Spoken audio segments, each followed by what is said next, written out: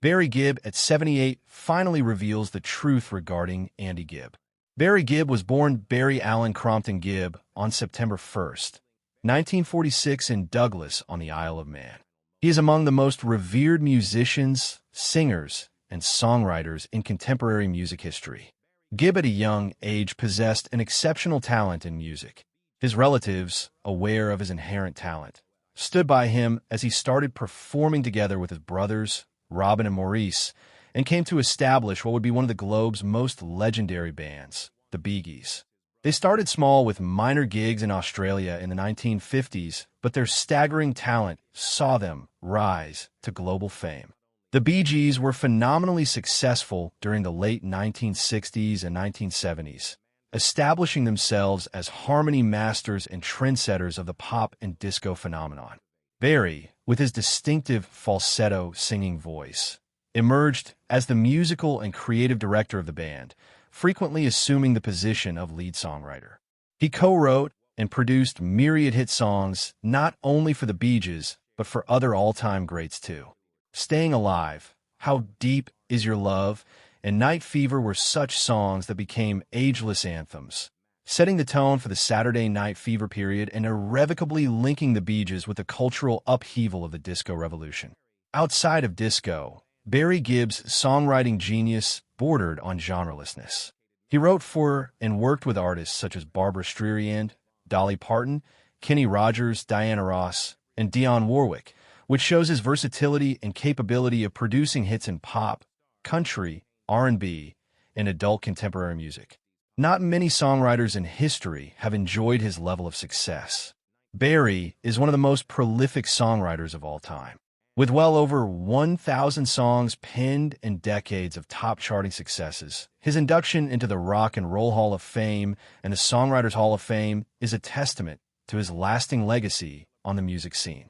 Although Barry's working life was replete with victories, his own life was also intimately entwined with the tragedies and pleasures of family. The Bee Gees were not only a group, but brothers who were bound together by blood as well as music. Losing his brothers Andy, Morris, and Robin caused Barry unparalleled sorrow, leaving him the sole surviving Gibb brother.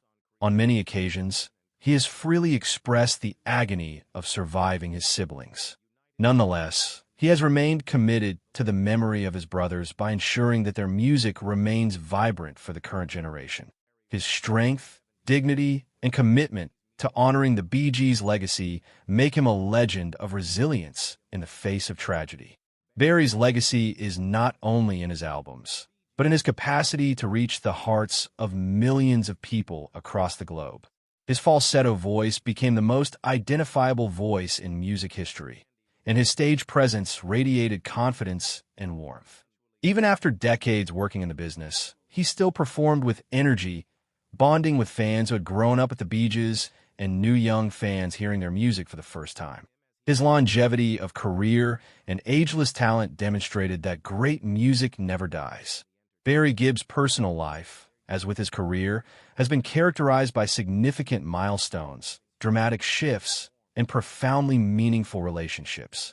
He married first to Maureen Bates, a young woman he married on August 22, 1966, when he was just 19.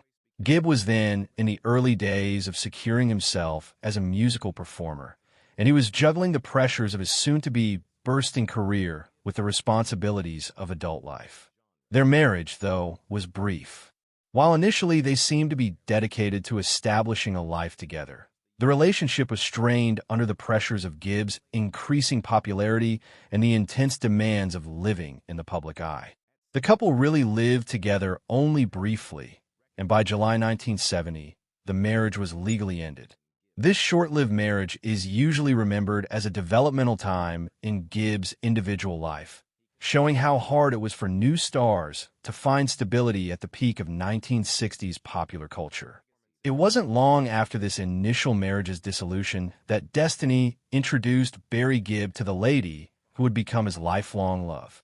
While taping the BBC's hugely popular music show Top of the Pops in London, Gibb encountered Linda Gray, who was then carrying her own share of glamour and fame as a former Miss Edinburgh.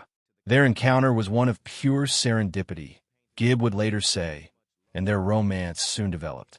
On September 1st, 1970, incidentally his 24th birthday, Barry Gibb and Linda Gray were wed, commencing what has become one of the longest-lasting marriages in the show business. They have been a foundation of Gibb's stability on a personal level, surviving the chaos of fame, business upheavals, and even the tragic loss of his brothers. Barry and Linda together created not only a marriage, but also a big and close family. They are the parents of 5 children: Stephen, Ashley, Travis, Michael, and Alexandra. Their oldest, Stephen Gibb, took after his father by being involved in music, becoming a guitarist and songwriter, even working with heavy metal and rock bands, demonstrating the wide musical influences in the Gibb family.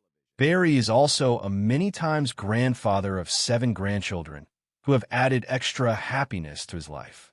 Gibb often talks about the earthy nature of his wife and children, and how they have given him meaning and a sense of equilibrium in the midst of stardom's frequently overwhelming calls on his time. Barry and Linda formalized their connection to America in 2009 by becoming fully fledged U.S. citizens while still holding their UK citizenship as well. The dual citizenship was a symbol of not only Barry's continued affection for his British roots, but also his long-term commitment to the nation where much of his adult life and professional achievements had unfolded. At this stage, Barry had already been residing mostly in the United States since 1974, although he still kept a residence in the UK as a reminder of his homeland. Barry Gibb's private life also crossed with that of one of music's greatest idols, Michael Jackson. In a 2014 interview with The Mirror, Gibb reminisced about the friendship he had with the King of Pop. He revealed that Jackson would often stay at the Gibb household in Miami, where he preferred the comfort of Barry's family environment to the chaos of hotel life. Gibb captured the childlike and quirky aspect of Jackson, sitting in the kitchen, watching fans outside his hotel on TV, laughing with his signature high-pitched cackle, hee-hee.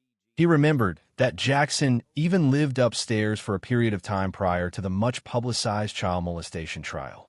Gibb was adamant to say that they never spoke of the legal case. Rather, their friendship was based on artistic collaboration and friendship. The two would compose music together, have wine, and even drink so much on occasion that Jackson would pass out on the floor. Gibb acknowledged that he greatly misses Jackson, pointing to the loss he experiences, not merely as a fan of Jackson's work, but as a friend who actually knew him on an intimate level. Real estate also had an interesting place in Gibb's life. In January of 2006, he bought one of the most historically relevant properties in the history of American music, the residence of Johnny Cash and June Carter Cash in Hendersonville, Tennessee.